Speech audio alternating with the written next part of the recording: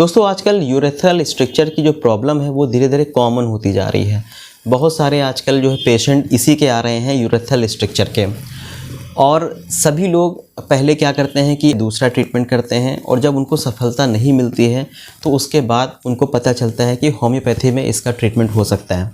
तो सबसे पहला सवाल यही आता है कि क्या होम्योपैथी से यूरेथ्रल स्ट्रक्चर ठीक हो सकता है कि नहीं हो सकता है।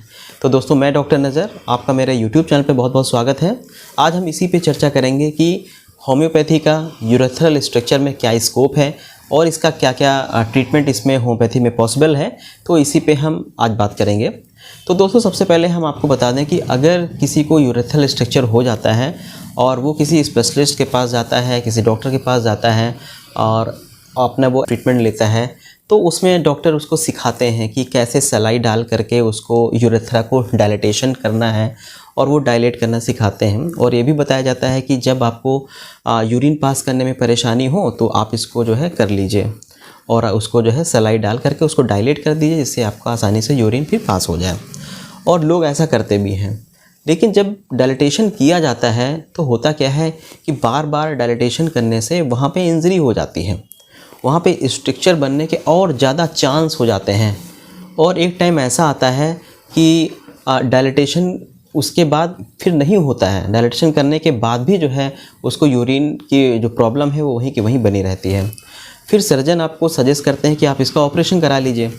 और मेरा जो एक्सपीरियंस है, मैंने देखा है, मेरे पास बहुत सारे पेशेंट आते हैं, तो मैंने देखा है कि अगर उनका ऑपरेशन जब हो जाता है तो उसके बाद भी उनका पूरी तरीके से ठीक नहीं होता है, वही डिस्कम्फर्ट बना रहता है।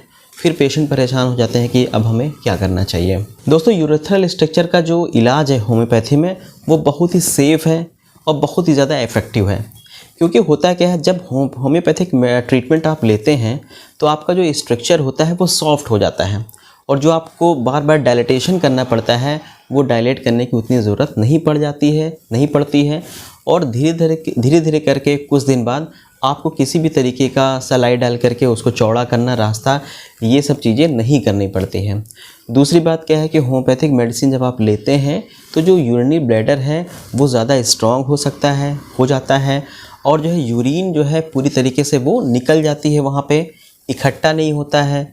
और जब यूरिन वहाँ पे इकट्ठा नहीं होता है तो फिर क्या होता है कि आपको यूरिन का इन्फेक्शन जो बार बार हो जाता है वो फिर नहीं होता है। जो पेशेंट को डिस्कम्फर्ट फील हुआ करता है, भरा भरा सा फील हुआ करता है, लोअर एब्डोमेन में पेन हुआ करता है, वो सब उसकी जो परेशानी होती है वो दूर हो जाती है। होम्योपैथिक मेडिसिन से एक फ़ायदा और होता है कि जो यूरिन का आउटपुट है वो बढ़िया से होता है, खूब पूरा अच्छे से यूरिन आउटपुट हो जाता है। अब इससे होगा क्या कि फिर आपको पेशाब बार बार नहीं जाना पड़ेगा, जो आपको बार बार जाना पड़ता है, थोड़ी थोड़ी देर में जाना पड़ता है। तो इस तरह की चीज़ों से भी आप जो है निजात पा जाते हो। दोस्तों होम्योपैथी से यूरेथ्रल स्ट्रक्चर का इलाज कितने दिन में हो सकेगा, ये कितने दिन में आराम मिलेगा, वो इस बात पे डिपेंड करता है कि आप किस स्टेज में या किस मतलब कितनी जल्दी आप होम्योपैथिक डॉक्टर के पास आते हैं। और मैंने देखा है कि अगर कोई यूरेथ्रल स्ट्रक्चर का केस शुरुआती फेज़ में आ जाए, अर्ली स्टेज में आ जाए, तो इस तरह के जो केस होते हैं वो जल्दी सही होते हैं। और आपका यूरेथ्रल स्ट्रक्चर किसी भी स्टेज का हो तो इसका होम्योपैथी में स्कोप रहता है कि आपकी बीमारी जो है ठीक हो सकती है। होम्योपैथिक दवा, जैसे कि मैंने बताया है कि ये पूरी तरीके से सेफ़ है और बहुत ही ज़्यादा इफ़ेक्टिव है। होम्योपैथी में किसी भी बीमारी की कोई फिक्स मेडिसिन नहीं होती है कि किडनी स्टोन की ये दवा है और यूरेथ्रल स्ट्रक्चर की ये दवा है, ऐसा नहीं होता है होम्योपैथी में।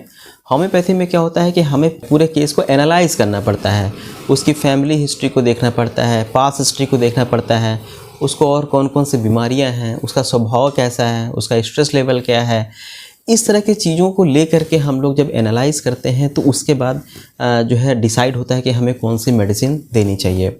दोस्तों हमारी होम्योपैथी में रिपर्टरी होती है जिसमें दवाइयों का पूरा लिखा रहता है।